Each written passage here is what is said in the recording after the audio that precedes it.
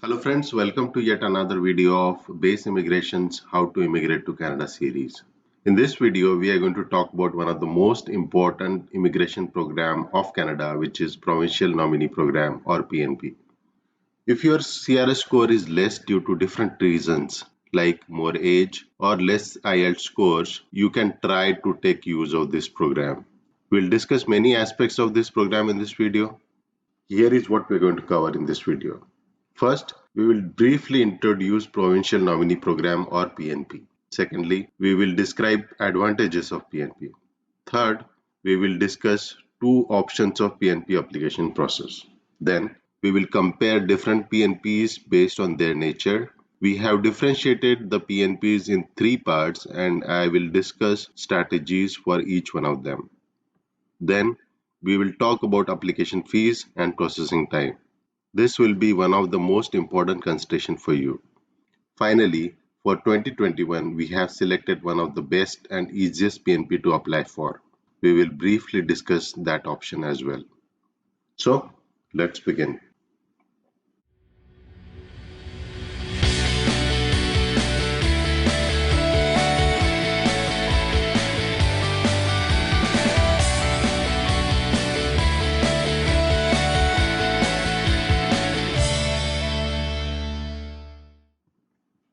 Welcome back. Introduced in 1998, PNP program is associated with the provinces and territories to welcome immigrants who will meet their specific labor needs. Today, it is the second most popular pathway to permanent residence after express entry. Also, it is a fastest growing immigration pathway due to the increase in the number of annual allocations to provinces by the federal government. There are more than 80 PNPs, each with their unique eligibility requirements. Moving forward, here are the main advantages of PNP. PNPs offer pathways to permanent residence for people who are not eligible for express entry but who have traits that support regional labor needs. Express entry candidates who receive a provincial nomination are awarded an additional 600 points toward their CRS score, which guarantees that they will receive an invitation to apply or ITA for their permanent residence. This is one of the most important benefit of PNP. Also, I am not saying all the PNPs, but some provincial nominee programs need no job offer from a Canadian employer to apply for a PR visa.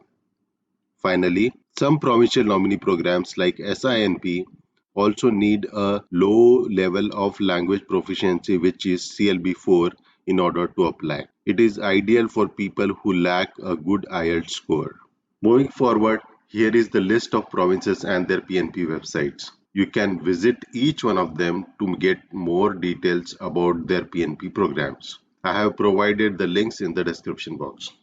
Going forward, there are two ways to apply for PNP. First is the paper-based process and second is the express entry or online process. Moving to the paper-based application process, here are the steps for that. First, you apply for the province or territory for nomination under a non-express entry stream. You will need to meet the eligibility requirement of the province. You will have to visit the website of the province and understand the process before applying for those. Once you have been nominated, you submit a paper application for permanent residence to IRCC. Everyone must have to do these checks no matter where you plan to live in Canada. Finally, you will have to wait for PR based on processing time which are longer than through express entry. We will discuss later about the processing time in this video. Moving to the express entry or online application process, there are two parts of the application process. First part is you contact the province or territory and apply for nomination under the express entry stream. If the province or territory agrees to nominate you, you create or update the express entry profile and show you have been nominated. Second part is you create an express entry profile and show provinces and territories you are interested in. Then a province or territory sends you a notification of interest to your account and you accept it electronically. Our recommendation is to anyways create an express entry profile and submit for provincial express entry PNP application after that. In both the cases, you meet eligibility requirements of the province or territory. and you must submit an express entry profile and show that you meet the minimum criteria for express entry. After that, if you are invited to apply, you submit an electronic application to IRCC. Here we complete the brief description of the two application processes. Moving forward, let's compare the PNPs. The PNPs can be categorized in three parts, which are passive, active first come first served, and active expression of interest. We will briefly discuss about these here. Passive streams allow a province to search express entry pool of candidates who match specific eligibility requirements and invite them to apply for provincial nomination.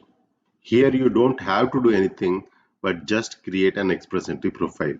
Ontario's three PNP streams are considered passive because express entry candidates cannot actively apply or declare their interest for them. There are two more streams in this category, which are Alberta Express Entry and Nova Scotia Labour Market Priority Stream. Point to note, Alberta Express Entry requires CR score which is merely 300.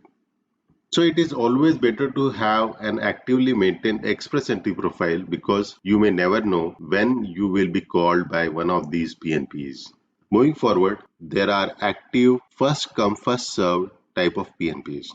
This means that once the stream is open, applications are accepted in the order in which they are submitted until a quota is reached, which usually happens quickly.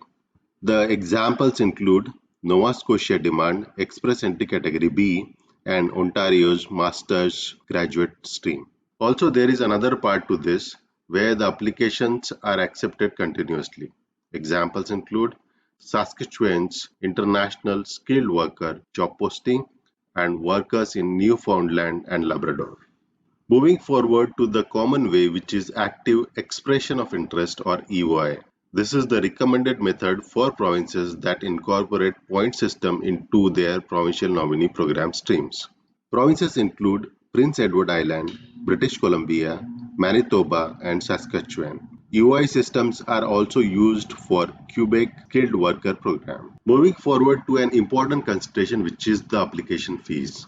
Provincial application or processing fees are determined by each province and territory. They are added on top of the federal immigration fees that the successful provincial nominees pay. You can see here that there is no application fee to apply for PNPs operated by Alberta, Nova Scotia, Northwest Territories, and the Yukon. So it is always better to start PNP application process from these provinces first. Moving to the processing times, it takes around 19 months for PNP applications compared to 6 months or less for PNP candidates who received an ITA through express entry. The IRCC processing time is added on top of that, which is generally 1 or 3 months more. Finally, as mentioned earlier, we will discuss the easiest PNP stream for 2021. It is Saskatchewan's International Skilled Worker Program. In order to be eligible for this stream, a candidate must have at least 1 year of experience in one of the jobs included on. As well, candidates must have completed a post-secondary educational credentials of at least 1 year and have some proficiency in either English or French. There are two streams of Saskatchewan's International Skilled Worker. First, the Saskatchewan's Express Entry stream, which requires a candidate to have an active express entry profile. Second, the Saskatchewan's Occupations in Demand stream, which doesn't require an express entry profile.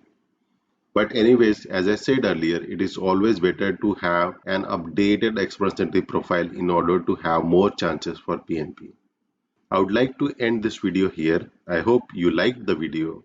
Also, if you like our videos, please subscribe to our channel. Thank you.